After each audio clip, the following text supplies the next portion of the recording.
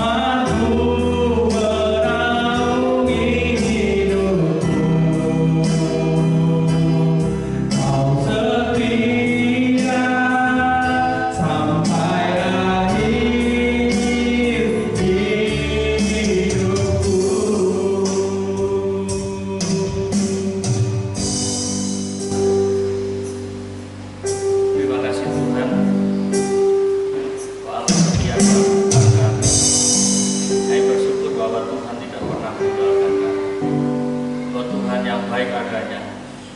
Terima kasih Bapak. Saat ini kami akan belajar membacakan firman Allah. Biarlah firman-Mu yang boleh menolong kami, memimpin kami, menerangi atas setiap langkah-langkah kehidupan kami. Untuk kami boleh hidup di dalam kebenaran firman Allah, agar hidup kami boleh berbuah, hidup kami boleh memuliakan, menyenangkan hati Tuhan. Kami sadari bahwa hidup kami di bumi adalah singkat adanya. Kami yang terbuat dari debu tanah, kami tidak berdaya. Tetapi kami bersyukur bahwa Tuhan yang telah memanggil kami, Tuhan yang telah memperlengkapi kami untuk kami boleh mengalami hidup yang penuh dengan kelimpahan, hidup yang penuh dengan buah, sehingga hidup kami menjadi berkat bagi banyak orang. Terima kasih Bapak. Dalam nama Tuhan Yesus kami sambut firman Allah dan mengucapkan syukur. Haleluya. Amin. Puji Tuhan, shalom. Kita syukur pada pagi ini kita boleh kembali belajar akan firman Tuhan. Firman Tuhan saya beri judul tentang kekristenan yang berbuah. Beberapa minggu ini kita telah belajar bagaimana kekristenan yang berakar, kekristenan yang kemudian bertumbuh. Kita tidak saja puas kekristenan kita berakar, tetapi kita juga harus bertumbuh. Tetapi juga kita tidak berhenti sampai dengan kekristenan yang hanya bertumbuh. Kita hanya penuh dengan daun-daun saja, tetapi ada buah di dalam kehidupan kita. Kita akan lebih dahulu baca di dalam Injil Lukas pasal yang ke-13. Injil Lukas pasal 13 ayat yang ke-6 sampai dengan ayat yang ke-9. Saya baca untuk kita semua. Perumpamaan tentang pohon ara yang tidak berbuah. Lalu Yesus mengatakan perumpamaan ini. Seorang mempunyai pohon ara yang tumbuh di kebun anggurnya, dan ia datang untuk mencari buah pada pohon itu. Tetapi ia tidak menemukannya. Lalu ia berkata kepada pengurus kebun anggur itu, "Sudah 3 tahun aku datang mencari buah pada pohon ara ini, dan aku tidak menemukannya. Tebanglah pohon ini. Untuk apa ia hidup di tanah ini dengan percuma?"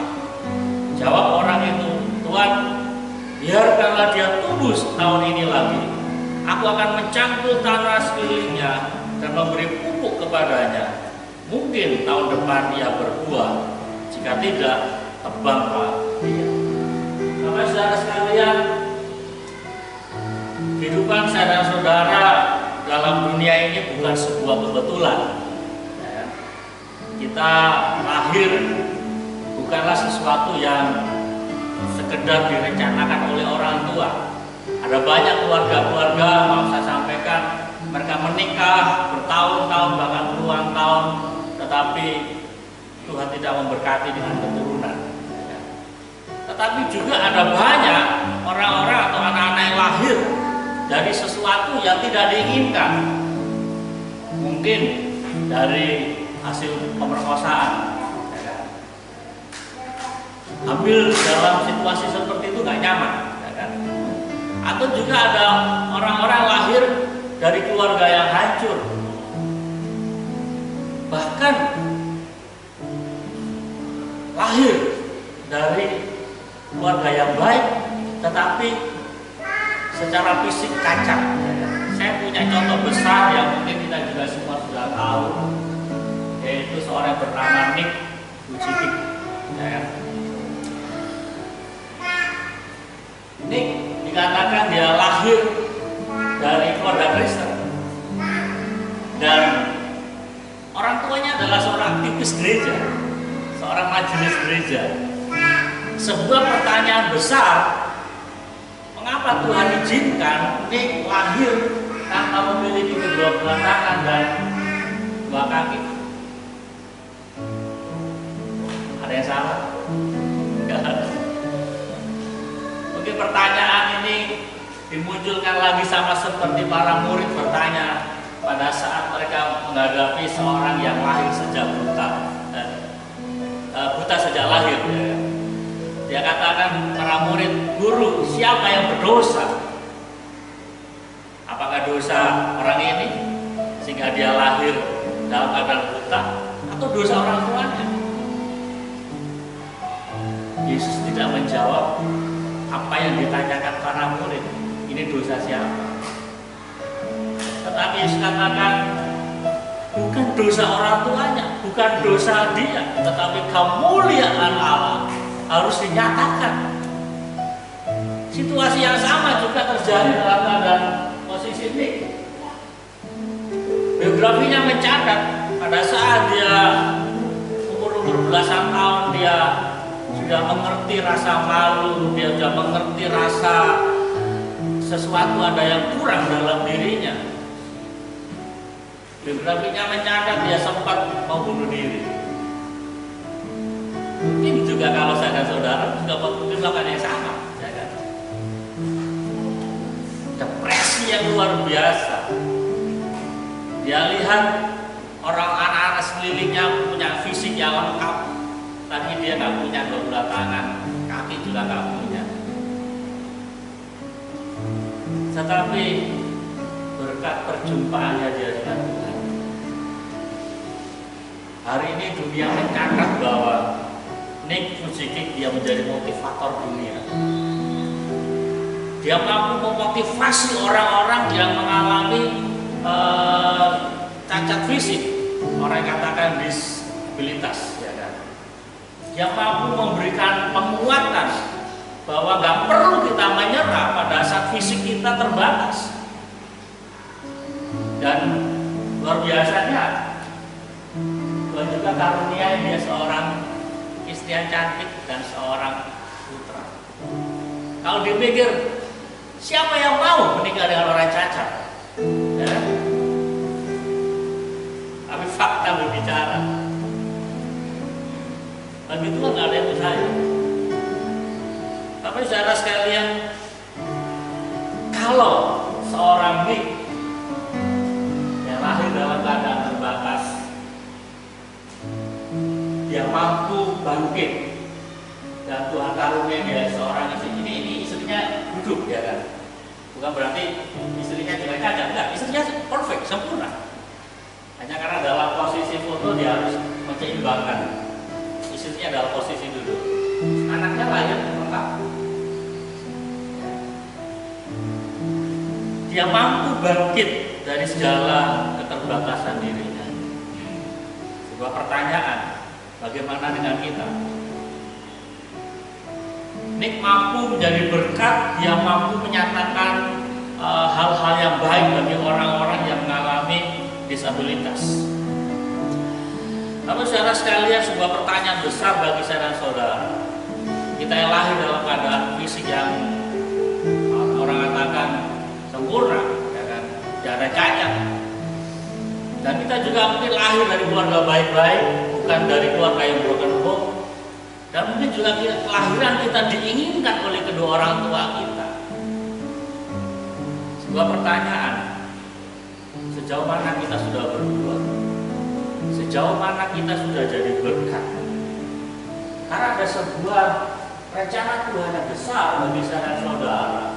Dikatakan dalam Injil Yohanes pasal 15 ayat yang ke-16 dikatakan, bukan kamu yang memilih aku, tetapi akulah yang memilih kamu, dan aku telah menetapkan kamu supaya kamu pergi dan menghasilkan buah, dan buahmu itu tetap, supaya apa yang kamu minta kepada Bapa dalam namaku diberikannya kepadamu.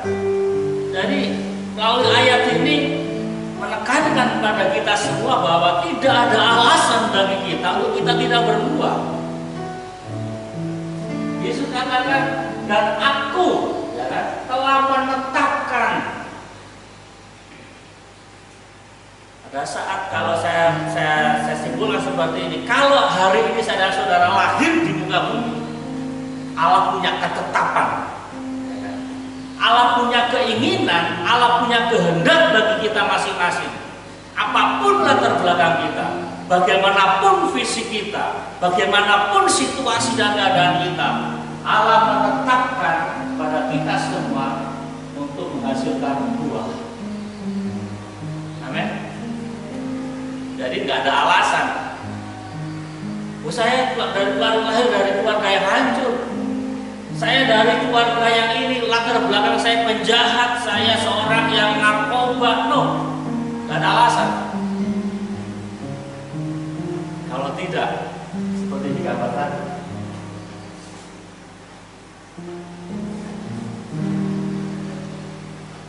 apa?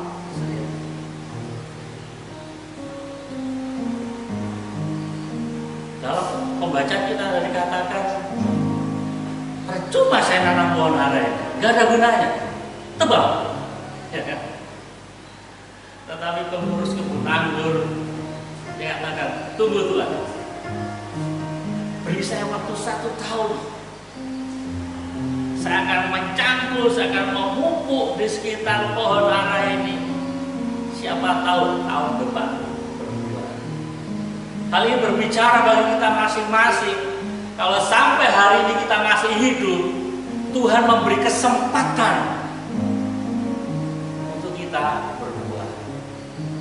Mungkin selama ini hari-hari kita nggak menghasilkan apa-apa dalam kehidupan kita. Kita ada banyak membuat hati Tuhan kecewa. Kita seringkali membuat Tuhan itu menangis melihat kehidupan kita. Kita terlalu banyak berbuat dosa. Kita terlalu banyak untuk menyenangkan diri kita sendiri. Dan Tuhan katakan ini sudah gak layak di dunia ini. Baik tebang saja. Tetapi kasih karunia Allah berlaku. Tunggu. Kasih kesempatan. Ditaburi lagi dengan firman Tuhan. Doa-doa mulai dijawab Tuhan. Siapa tahu tahun depan berubah. Dalam kehidupan kita, kalau kita seringkali merenungkan, kadang-kadang kita berlaku gak adil dengan Tuhan. Kita sudah menyakiti Tuhan, kita sudah banyak gak setia dengan Tuhan. Tetapi kita masih hidup hari ini, kita masih ada hari ini, dan Tuhan mendengar akan doa kita. Itu adalah kesempatan bagi kita untuk terus berdoa. Bukan berarti Tuhan teledor. Bukan berarti Tuhan melupakan kehidupan kita. Enggak. Tetapi ada kesempatan. Jangan sampai napak terakhir dalam kehidupan kita.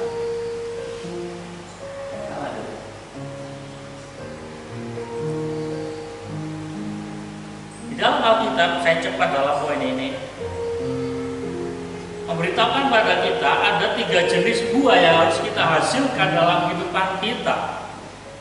Di dalam Injil Lukas pasal 3 ayat 8 dikatakan, jadi hasilkanlah buah-buah yang sesuai dengan pertobatan, dan janganlah berpikir dalam hati, Abraham adalah bapa kami, karena itu kami berkata kepadamu, Allah dapat menjadikan anak-anak bagi Abraham dari batu-batu ini. Ini adalah khotbah daripada Yohanes Pembaptis. Dia menyampaikan bahwa masing-masing setiap orang percaya harus menghasilkan buah sesuai dengan pertobatan. Sini saya sampaikan bahwa ada 2 jenis pertobatan. Nanti jenis yang kedua saya sampaikan di poin yang ketiga. Ini adalah pertobatan prinsipil. Pada saat kita percaya pada Tuhan, kita mengaku Yesus sebagai Tuhan dan Juru Selamat kita meninggalkan akan dunia kita yang lama, kita meninggalkan dosa-dosa kita, dikatakan mesti ada buah sesuai dengan pertobatan kita. Jadi jangan sampai kita dulu sebelum percaya pada Tuhan, sebelum kita bertobat, kita masih minum, mabuk, berjudi, berzina, pembunuh, kemudian setelah percaya dibaptis kita masih melakukan itu. Tidak dimaksud bahwa kita harus menghasilkan buah sesuai dengan pertobatan. Yang kedua, buah apa?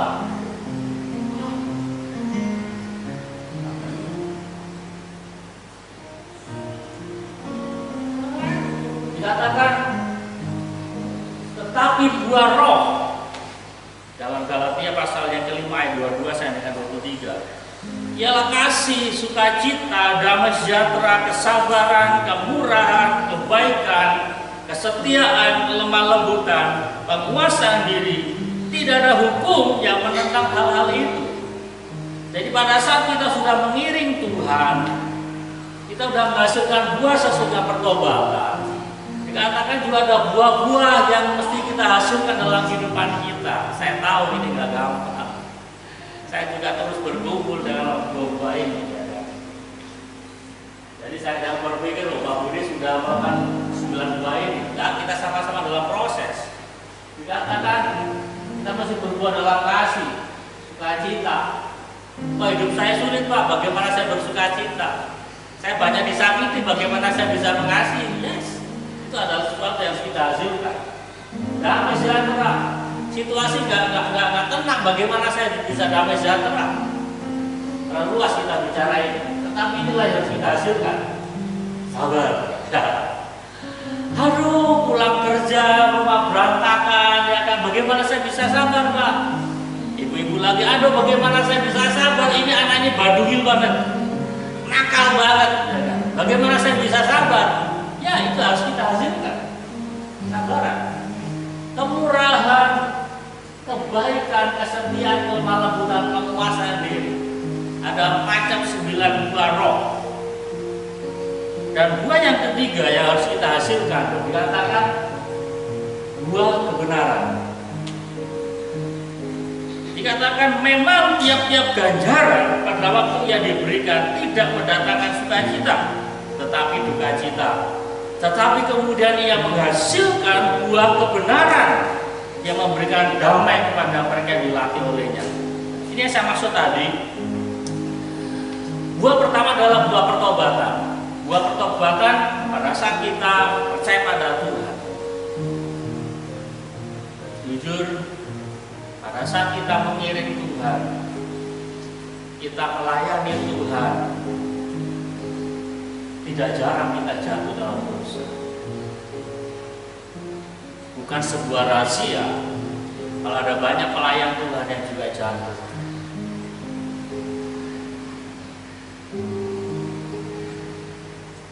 Buah kebenaran katakan memang tiap-tiap ganjaran pada waktu diberikan tidak mendatangkan sukacita. Artinya seperti ini saya katakan pertobatan sehari-hari. Masing-masing kita pada saat kita sudah percaya pada Tuhan, tadi saya katakan kadang-kadang kita bisa lemah, kita jadi jatuh. Nah, pada saat kita mengalami kejatuhan dalam perbuatan kita mendukakan hati Tuhan. Kadang-kadang Tuhan beri ganjaran, Tuhan pukul kita, Tuhan didik kita, bahasa manusia, Tuhan buka aib kita, Tuhan buka dosa kita. Nggak enak, ya kan? Pada waktu ganjaran diberikan tidak mendatangkan sukacita. Kita malu, kita sakit daging kita. Kenapa dosa saya diketahui orang? Malu kita. Tetapi pada saat kejahatan dan dosa kita dibuka, menghasilkan buah kebenaran. Yang penting adalah respon kita. Pada saat dosa kita dibuka oleh Tuhan, di saat kita memiliki respon yang baik, maka itu akan menghasilkan buah kebenaran. Jadi ada 3 macam buah yang mesti kita hasilkan dalam kehidupan kita. Buah sesuai dengan pertobatan kita, buah-buah roh, dan buah kebenaran. Jadi jangan pernah kita menyerah dalam kehidupan kita mengiring Tuhan. Saat kita lemah, kita jatuh, ayo kita bangkit lagi. Jangan pernah berhenti. Katakan ada buah kebenaran yang kita hasilkan. Kebenaran apa? Kebenaran firman Allah. Pada saat kita dipulihkan, ada sesuatu yang dahsyat yang Tuhan kerjakan dalam kehidupan kita. Pertanyaan selanjutnya adalah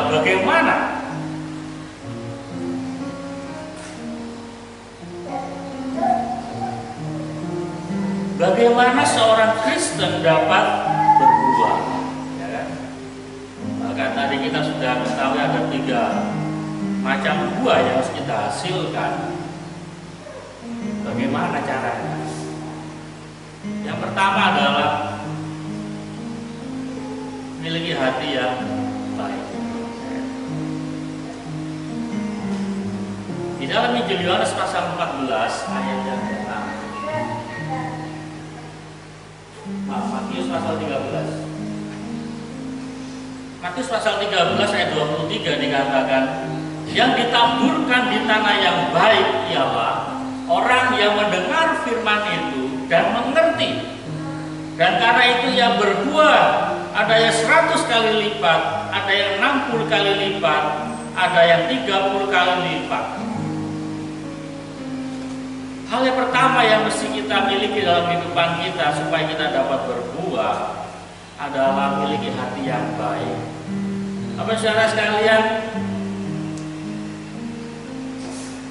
perumpamaan tentang penabur ini menjelaskan bagaimana hati manusia. Ada 4 jenis hati manusia pada saat menerima firman Allah. 3 jenis hati. Yang pertama gagal, saya katakan. Pada saat benih ditaburkan jatuh di pinggir jalan, Alkitab katakan maka datanglah burung dan memakan itu, hilang. Yesus mengartikan sendiri apa arti daripada perumpamaan itu. Orang yang mendengar firman tetapi tidak mengerti. Sulit, tak paham saya, tidak lewat. Artinya firman itu hilang, dimakan burung. Alkitab katakan iblis mengambil firman itu dari hati manusia. Karena apa? Dia nggak ngerti. Ya, karena nggak mengerti maka firman akan diabaikan. Sehingga firman itu hilang begitu saja. Dan dikatakan ada firman dikatakan jatuh di tanah yang berbatu-batu. Firman itu tumbuh tetapi tidak berakar. Pada saat dengar firman Tuhan, yes, ya, ngerti ya kan, paham, luar biasa khotbahnya, bagus, saya diberkati, tapi nggak berakar. Sehingga apa? Sudah kita bahas dalam beberapa minggu lalu, datanglah terik matahari, ya kan? Datanglah masalah, datanglah pergumulan, persoalan kehidupan yang melilit. Akhirnya protes sama Tuhan. Tuhan mana? Kenapa Tuhan nggak tolong saya? Nggak berakar, nggak punya kemampuan untuk menghisap, tidak mempunyai kemampuan untuk memikirkan akan kehendak Tuhan. Sehingga pada saat datang masalah, lemah. Hal yang sama juga dalam kehidupan kita. Pada saat kita kekristenan kita nggak berakar, maka kita akan sulit memahami setiap masalah kita hadapi. Ujung-ujungnya apa? Oh, Tuhan nggak adil, ya. Oh, ini karena salahnya dia. Dia memang seperti itu. Memang dia jahat orangnya. Ya. Kita akan menyalahkan si A, si B semuanya. Kita nggak berakar. Karena ada firman katakan jatuh di semak belukar, berakar, tumbuh, tapi dia kehidupannya terhimpit. Di mana Allah katakan dia terhimpit oleh tipu daya kekayaan dunia. Jangan salah di sini, ya. Kaya nggak salah, tapi garis bawahi kata-kata di depannya tipu daya kekayaan. Kekayaan nggak salah, nggak ada yang salah dengan kekayaan. Tetapi yang jadi masalah adalah tipu dayanya. Jangan dilepas dua kata ini. Kalau Tuhan memberkati kita dengan kekayaan dan kelimpahan, nggak masalah. Tetapi yang jadi bahaya adalah kita terlilit dengan tipu daya kekayaan itu. Akhirnya apa? Kita menghalalkan segala macam cara. Demi jabatan kita tinggalkan Tuhan. Dan kita katakan ini tumbuh tetapi tidak menghasilkan buah. Mungkin kita bisa melihat ada orang-orang Kristen yang seperti ini. Dia Kristen, tapi hidupnya banyak melakukan kejahatan. Kok bisa ya? Ya ini. orang Kristen tapi mencuri, dia melakukan kejahatan, kok bisa ya? Ya bisa, nggak berbuah. Tetapi yang Tuhan mau adalah kita berbuah 100 kali lipat, 60 kali lipat, dan ada yang 30 kali lipat. Kok beda-beda ya? Iya, sesuai dengan kapasitas kita. Kita nggak perlu iri hati, kita yang berbuat 30 kali lipat, oh dia Tuhan berkati banyak. Tuhan nggak permasalahkan masalah jumlah. Jangan kita minder, oh saya hanya berbuat 2, kekristenan saya berbuat 3. Jangan minder, karena Tuhan tidak melihat jumlah. Tuhan mau kita masing-masing berbuat. Sama seperti perumpamaan talenta. Kalau kita katakan seorang hamba dikasih 1 talenta, ini 2, ada yang 5. Apakah Tuhan tidak adil? Enggak, Tuhan adil. Garis bawah katakan kalimat berikutnya. Tuhan memberi talenta sesuai dengan kemampuan. Kemampuan kita beda-beda, saudara. Kemampuan saya dengan kemampuan Tandik berbeda. Kemampuan saya dengan kemampuan Pak Kirsa beda. Sehingga kita nggak perlu iri dengan berkat orang. Kita nggak perlu iri dengan situasi yang dihadapi saudara kita yang lain. Yang penting kita fokus dengan apa yang Tuhan percayakan bagi kita. Ayo kita berbuah. Kita yang berbuah sedikit jangan minder, dan kita yang sudah berbuah banyak jangan menjadi sombong. Karena ini berbicara sikap hati kita. Yang penting kita berbuah.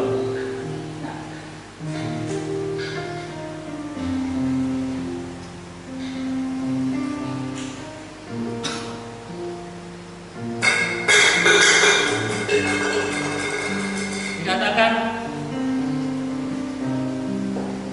dalam Injil Yohanes pasal 14 ayat yang ke-16, dikatakan, aku akan meminta kepada Bapa dan Dia akan memberikan kepadamu seorang penolong yang lain supaya menyertai kamu. Hal ini berbicara dalam kehidupan kita bahwa pada saat kita melakukan kehidupan kita untuk berbuah, itu tidak sekedar dengan kekuatan kita, tetapi dengan pertolongan Roh Kudus. Bapak saudara sekalian, mari kita mampu berbuah, kita mampu bertumbuh dan berbuah, tidak lepas daripada pertolongan Roh Kudus.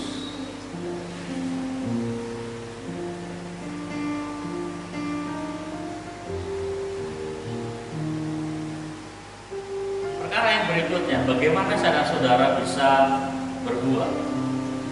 Selain kita memiliki hati yang baik, yaitu hidup di dalam persekutuan dengan Tuhan. Di dalam Yohanes pasal 15 ayat yang keempat dikatakan, tinggallah di dalam aku dan aku di dalam kamu, sama seperti ranting tidak dapat berbuah dari dirinya sendiri kalau ia tidak tinggal pada pokok anggur.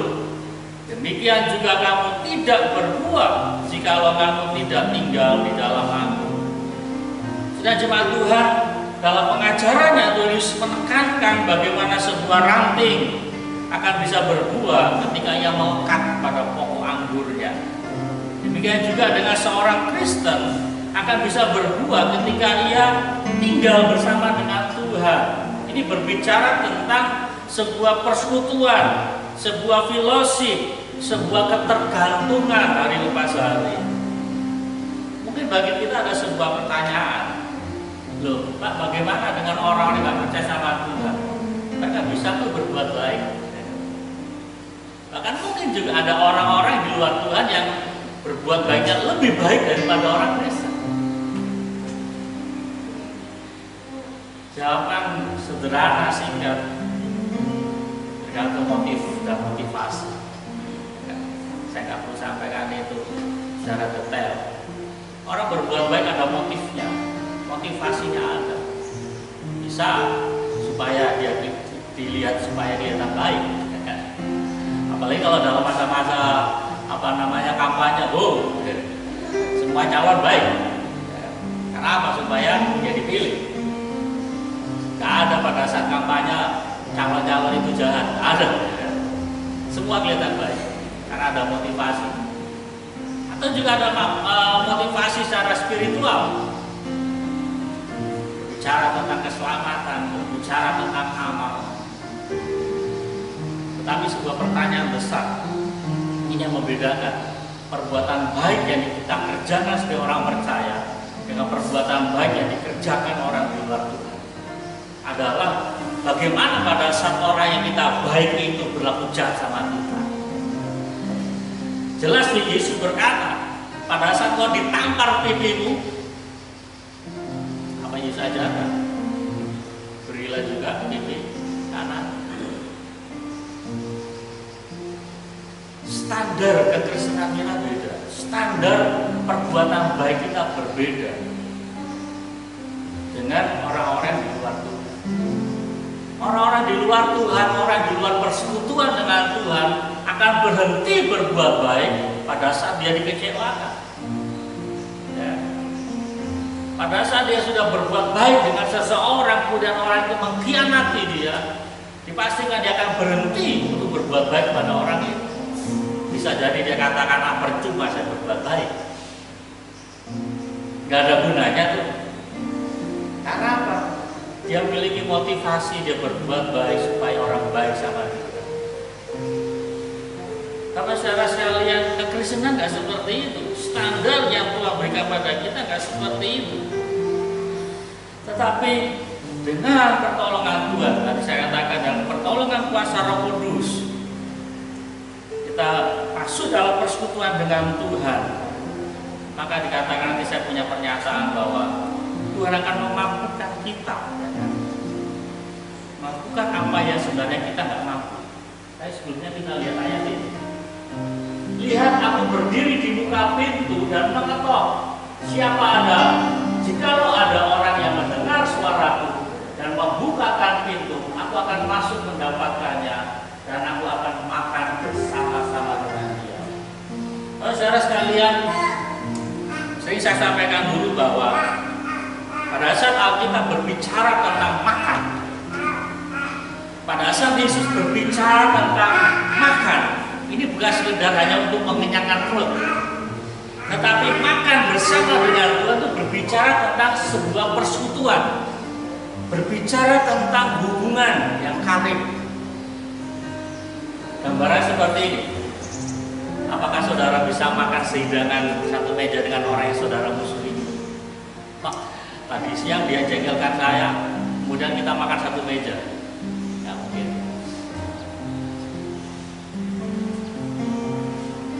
Ya mungkin. Kecuali dalam makanan itu kita kasih racun, baru bisa. Seperti kasusnya siapa itu? Kopi Mirna. Tetapi bukan seperti itu yang Tuhan mau. Yang Tuhan inginkan adalah makan bersama-sama, berbicara tentang persekutuan, berbicara tentang sebuah filosofi. Nah, pada saat kita masuk dalam sebuah persekutuan dengan Tuhan, maka Tuhan akan menyatakan segala sesuatunya bagi kita. Kita dalam sebuah pergumulan, kita masuk dalam doa kita pada Tuhan. Tuhan, bagaimana ini? Kalau kita dalam sebuah persekutuan dengan Tuhan, tadi digambarkan seperti ranting yang melekat pada pokok, maka Tuhan akan mengalirkan sebuah kekuatan, maka Tuhan akan mengalirkan sebuah inspirasi yang baru. Apa yang harus kita kerjakan? Mungkin dalam pikiran kita ada sebuah pertanyaan, lah bicara mujizat kan zaman dulu. Minggu lalu saya sampaikan, cuma pernyataan saya kurang sedikit. Saya kenalkan sekarang supaya kita nggak salah mengerti, kita nggak salah tafsir. Minggu lalu saya katakan bahwa pada saat Israel keluar dari tanah Mesir dan selama mereka padang gurun, bagaimana mereka mengalami banyak mujizat, ya kan? Roti tinggal turun, ya kan? Daging Tuhan kirim, perlu air tinggal ketok gunung, air keluar, air pahit menjadi air manis, semua full mujizat. Tetapi pada saat mereka menyeberangi sungai Yordan, Alkitab katakan semuanya itu stop, semuanya itu berhenti. Israel harus berperang, Israel harus mengangkat pedang, tombak untuk mengalahkan musuh-musuhnya. Tetapi sebuah pertanyaan, pada saat Israel mengalami kemenangan, apakah itu bukan mujizat? Banyak sekali catatan di Alkitab bahwa kemenangan Israel karena campur tangan Tuhan. Israel mengalami kemenangan terhadap lawan-lawannya bukan karena kekuatan Israel sendiri, tetapi bagaimana campur tangan Tuhan. Nanti kita lihat di poin yang penutup kita bahwa jangan sampai kita, saya katakan, mati dalam hadirat Tuhan.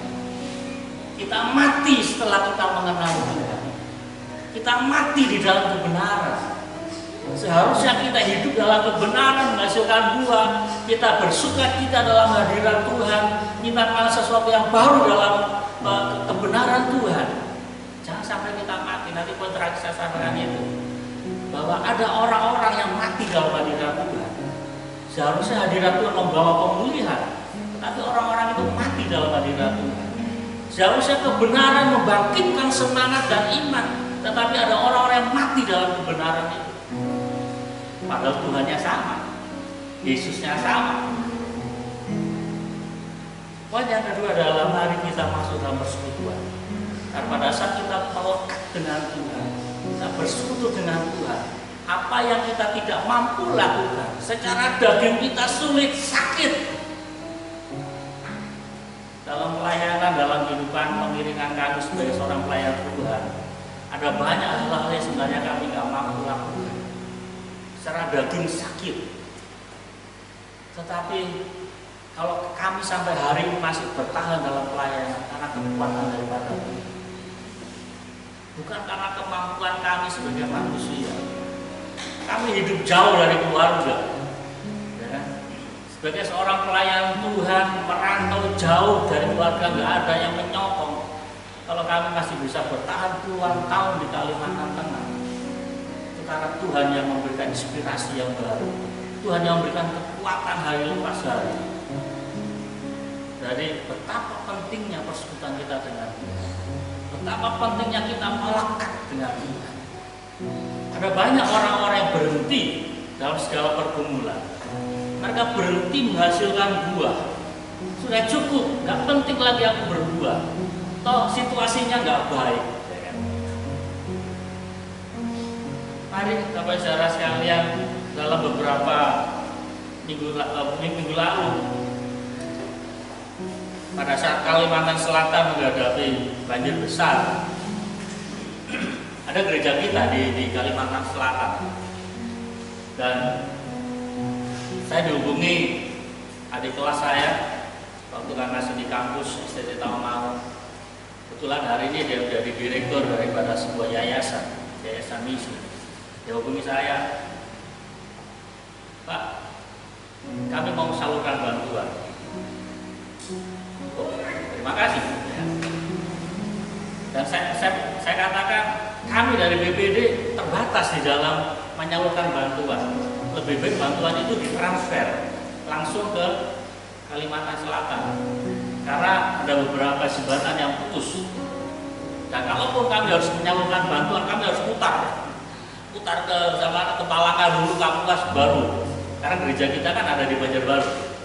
Kecuali kalau bantuan itu terserah mau diarahkan kemana, ya paling kita ambil yang dekat aja kan, namun saya nggak berapa. Tetapi karena harus ke Banjarbaru, oh nggak mungkin. Dan saya hubungi gembala di sana, Pak, ini kesempatan dalam situasi yang sulit gereja jadi berkat. Sama-sama kena banjir, saya katakan kesempatan gereja jadi berkat. Ini ada orang kasih bantuan untuk disalurkan. Kalau dipikir sama-sama kena banjir, ya kan? Sama-sama kena musibah, tetapi gereja Tuhan di sana harus menyatakan perang. Dan puji Tuhan mereka merespon bagus dan jemaat solid, dan mereka salurkan bantuan. Nah, kadang-kala kita dihadapkan dengan situasi seperti ini. Pak, situasi saya sulit, bagaimana saya bisa jadi berkat? Situasi saya nggak memungkinkan saya berbuat. Oh, segala situasi kita bisa berbuat. Yang penting kita ada dalam persekutuan dengan Tuhan. Cara yang ketiga yang mengakhiri firman Tuhan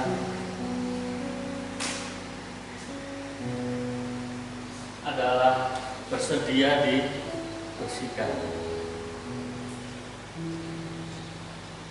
Saya punya gambar pohon pokok dan ini tanaman lain, ya tadi yang seringkali kita sebut benalu. Injil Yohanes pasal 15 ayat yang kedua dikatakan, setiap ranting padaku yang tidak berbuah dipotongnya, dan setiap ranting yang berbuah dibersihkannya, supaya ia lebih banyak berbuah. Mungkin ayat ini menjawab akan pemikiran kita selama ini. Pak, saya sudah berbuah, saya sudah banyak menghasilkan buah, tetapi kenapa Tuhan izinkan perkara ini saya alami sakit? Saya sudah rajin gereja, saya sudah rajin kasih perpuluhan, persembahan, semuanya saya kasih. Saya bisa mengasihi si A, si B, tapi mengapa ada aja yang menyakiti saya? Mungkin jawabannya ada. Sering saya sampaikan, kita belum sempurna. Kita baik di satu sisi, tapi di sisi lain ada hal-hal yang masih buruk dalam kehidupan kita, dan Tuhan mau diangkat. Benalu harus diangkat, saudara.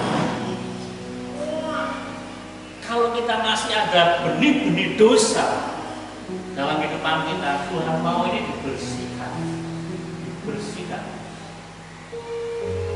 Jadi saya katakan nggak perlu kita nyalakan Tuhan. Tuhan, saya sudah berbuat baik, saya sudah berbuat. Kenapa ini masih terjadi? Kalau kita masih jujur, kadang-kadang ada benalu. Dan pada saat benalu ini yang sudah melekat di batang pohon, kalau ini diangkat, ditarik, kalau pohon ini bisa ngomong, dia akan teriak sakit. Karena apa? Akar benalu sudah melilit, sudah hampir menyatu dengan kulit. Tadi itu kalau ditarik, robek kulit daripada pohon. Tapi apa? Itu kebaikan pohon ini. Pada saat Tuhan membuka dosa kita, Tuhan mengangkat akan segala tabiat-tabiat yang gak baik dari kita. Memang sakit, karena kita masih manusia. Tetapi tujuannya baik supaya kita bisa berbuah lebih banyak. Bapak saudara sekalian, dalam bulan ini saya menuliskan bahwa dosa merupakan bahaya laten dalam perjalanan hidup orang percaya. Ada cerita tentang anak-anak Imam Eli. Dikatakan adapun anak-anak lelaki Eli adalah orang-orang bersila. Mereka tidak mengindahkan Tuhan. Ini yang saya maksud tadi. Anak-anak Eli, Imam Eli, hari-hari hidup dalam hadirat Tuhan. Kita berperjanjian berbicara tentang hadirat Tuhan. Mereka seorang imam, tetapi Alkitab dikatakan dia berlaku bersila, banyak melakukan kejahatan.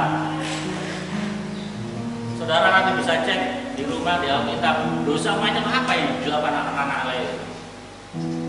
Salah satunya adalah pada saat orang Israel mau persembahan, maka anak-anak Imam Lewi, Eli, Hofni dan Pinehas lihat, oh itu apa namanya, lemaknya bagus itu. Nah, maka dia menyuruh akan imam yang lain, itu ambil itu, kasih saya.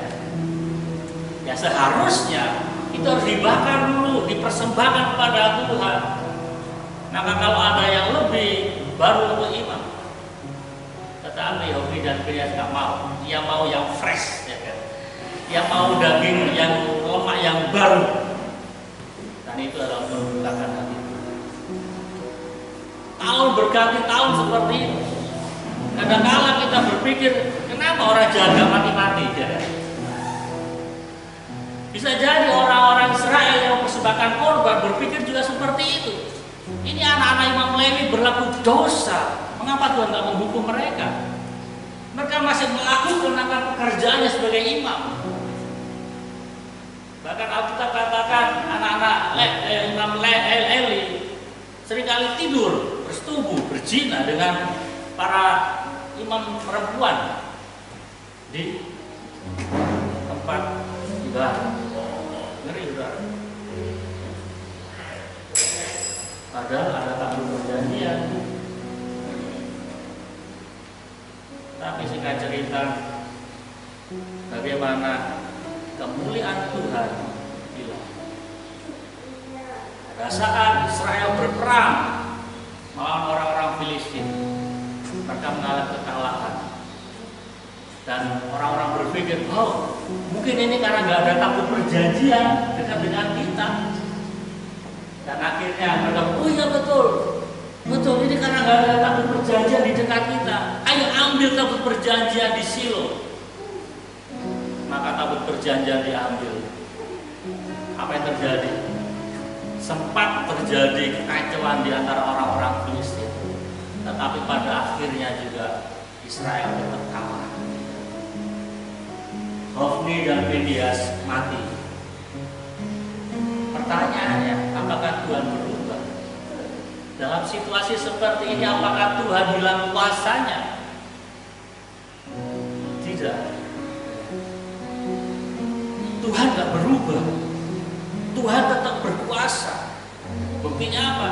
Pada saat Israel sudah dikalahkan, tabut perjanjian dibawa ke Filistin, dimasukkan dalam kuil Dagon.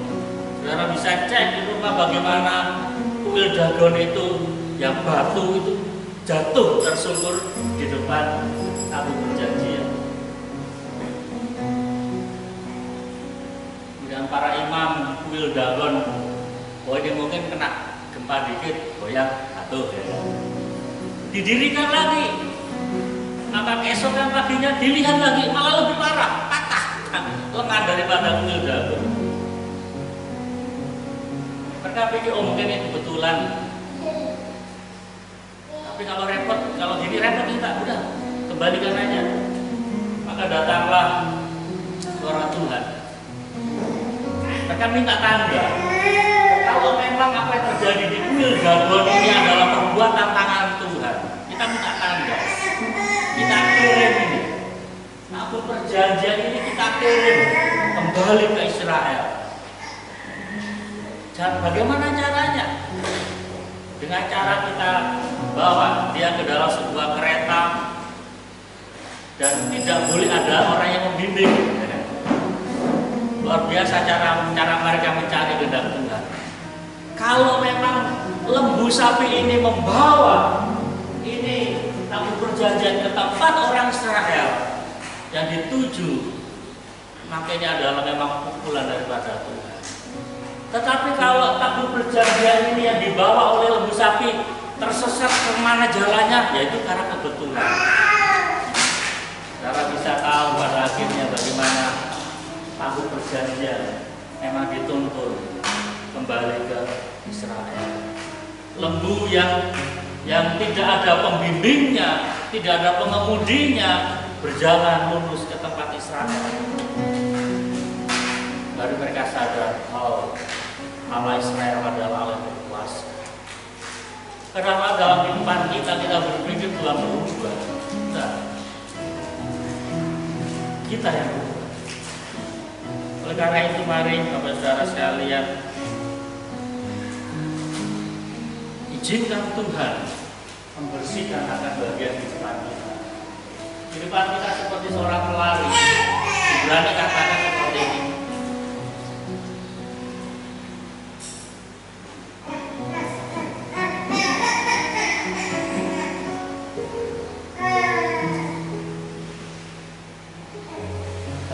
Tuhan dengan kenyataan kitab Ibrani, karena kita mempunyai banyak saksi bagaikan awan yang mengelilingi kita, marilah kita menanggalkan semua beban dan dosa yang begitu merintangi kita dan berlomba dengan tekun dalam perlombaan yang diwajibkan bagi kita.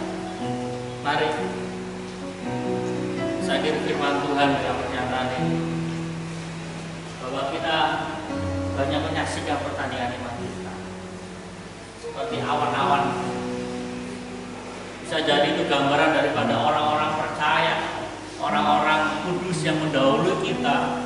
Mereka menyaksikan, ayo hidup benar, ayo tetap jaga kekudusan. Masing-masing kita adalah sebuah perlombaan. Kehidupannya terus dibersihkan. Saya punya pernyataan ini. Kehidupannya terus dibersihkan, dikatakan akan memungkinkan seorang Kristen semakin berbuah lebat. Ada sebuah kemungkinan. Di belakang gereja ada banyak macam-macam tanaman. Saya nggak pernah menyerah untuk merawat mereka. Beberapa waktu yang lalu, buah jeruk di belakang itu buahnya banyak. Tetapi tahun kemarin stop. Saya nggak menyerah. Saya cangkul lagi seperti firman Tuhan. Saya kasih pupuk. Dan tahun ini saya lihat sudah mulai buah lagi. Kadang-kadang kehidupan kita seperti pohon jeruk itu. Dulu kita sudah berbuah banyak, mungkin karena ada masalah, pergumulan, kita stop, kita ngambek dengan Tuhan. Tuhan sudah, saya capek. Tapi Tuhan baik. Tuhan beri kesempatan bagi kita.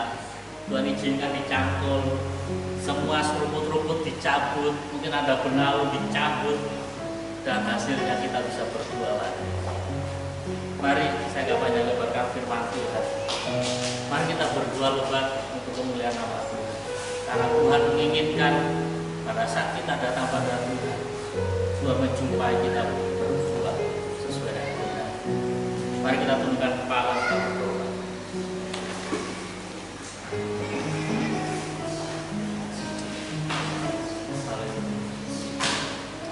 Terima kasih Tuhan. Oh Bapa yang baik, di saat kami lemah, saat kami tidak berdaya, bahkan saat kami jatuh, Tuhan masih beri kesempatan bagi kami untuk kami bangkit, dan Tuhan boleh memulihkan kehidupan kami. Bapak, kalau firman pada pagi berbicara bahwa kehidupan kami mesti berbuah, Tuhan tolong untuk kami memiliki hati yang baik, hati yang dapat mengerti, memahami firman Allah, hati yang siap di mana firman Allah akan berakar dalam kehidupan kami, di mana firman Allah akan bertumbuh sehingga kehidupan kami boleh berbuah. Tuhan, tolong kami masing-masing untuk kami boleh hidup dalam kebenaran Allah. Kami hidup dalam persekutuan yang intim dengan Tuhan. Karena Engkaulah Tuhan yang menjadi sumber kekuatan kami. Secara manusia kami tidak mampu menjalani kehidupan ini, tetapi karena Tuhan yang memberikan kekuatan baru, Tuhan yang memberikan inspirasi yang baru dalam kehidupan kami, sehingga kami boleh senantiasa mengalami terobosan-terobosan dalam kehidupan kami. Tuhan, tolong kami saat kami dibersihkan oleh Tuhan, segala macam benih-benih dosa dalam kehidupan kami diangkat oleh Tuhan, bahkan dosa kami diangkat oleh Tuhan. Tuhan tolong kami untuk kami boleh memiliki respon yang benar, untuk kami boleh kembali berdiri tegak, untuk kami boleh berdoa untuk kemuliaan nama Tuhan. Kami nggak perlu menyerah dengan situasi yang ada, karena Tuhan senantiasa menyertai kami. Engkau Immanuel, Engkau Allah yang tidak pernah meninggalkan kami. Bapak, saat ini hamba berdoa Engkau Allah yang menilik akan kehidupan umatmu, pribadi lepas pribadi, keluarga demi keluarga. Engkau Allah yang mengetahui akan segala pergumulan mereka. Kiranya Engkau Allah yang senantiasa menyertai mereka. Engkau Allah yang senantiasa membimbing, menolong, memberikan kekuatan baru bagi mereka, untuk mereka tidak berhenti berdoa. Terima kasih Bapak, karena Engkau Allah yang memanggil kami, Engkau Tuhan yang telah menetapkan kami untuk kami boleh menghasilkan buah, dan buah kami itu tetap adanya. Di dalam segala macam situasi dan keadaan, umatmu tetap berbuah untuk kemuliaan nama Tuhan. Terima kasih Bapak. Tuhan berkati juga untuk umatmu yang dalam keadaan lemah saat ini secara fisik. Mari Tuhan Allah menolong, menjamah mereka, Tuhan menyembuhkan mereka. Kami yakin percaya bahwa mujizat Tuhan tidak pernah berakhir. Cara Tuhan yang senantiasa baru dalam kehidupan kami. Terima kasih Bapak, Tuhan kalau boleh menolong juga bangsa dan negara kami. Kalau dalam bulan Januari ini ada banyak musibah, ada banyak segala macam bencana alam. Tuhan tolong agar setiap orang-orang yang mengalami musibah hari-hari ini, Tuhan berikan pertolongan perlindungan daripada Allah. Untuk mereka tetap mengalami kekuatan dan mereka tetap bergantung pada Tuhan. Bahkan Allah senantiasa menyatakan pribadi bagi mereka. Berdoa untuk gereja-gereja Tuhan yang ada di sekitar daerah-daerah bencana. Tuhan, bila gerejamu juga boleh menyatakan terang, gerejamu boleh menyatakan kasih sebagai sesama umat manusia, sehingga kemuliaan Allah dinyatakan di daerah bencana ini. Terima kasih Bapak, Tuhan juga berkati akan kota kami Muaratewi. Biarlah kasih setia Allah Tuhan kerjakan atas kota kami. Perlindungan Allah nyata atas kota kami. Dalam masa pandemi ini kami berdoa biarlah pandemi ini boleh berakhir. Kami akan percaya tidak ada perkara yang mustahil bagi Tuhan. Segala sesuatunya terjadi karena izin daripada Tuhan. Tuhan berkati akan kota kami, para pemimpin di kota ini. Tuhan berkati dengan perlindungan kuasa daripada Tuhan. Dan juga berdoa untuk program vaksinasi virus corona, mari Tuhan tolong. Biarlah vaksinasi ini boleh berjalan dengan baik, sehingga boleh menjadi cara Tuhan untuk menghentikan akan penyebaran virus corona di bangsa ini. Terima kasih Tuhan, ini segala doa dan ucapan syukur kami yang disempurnakan dengan doa yang Tuhan ajarkan atas setiap orang-orang percaya. Bapa kami di surga, kudus segala nama, datanglah kerajaan, jadilah kehendakmu di bumi seperti di surga. Berikanlah kami pada hari ini makanan kami secukupnya, dan ampunlah kami akan kesalahan kami, seperti kami juga mengampuni orang yang bersalah pada kami.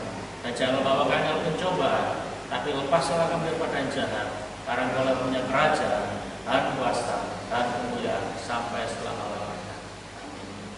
Mari saudara sekalian sidang jemaat Tuhan, segala terima berkat dari Tuhan Yesus. Kasih karunia dan damai sejahtera serta sukacita berasal dari surga, serta kekuatan kuasa ilahi dari Tuhan kita Yesus Kristus, serta penghiburan kasih yang kekal melalui Roh Kudus. Terimalah berkat Tuhan ini hanya di dalam nama Allah Bapa, dan di dalam nama Anak, dan di dalam nama Roh Kudus dari pagi ini sampai Tuhan Yesus dalam kedua kalinya. Bapa, terima kasih.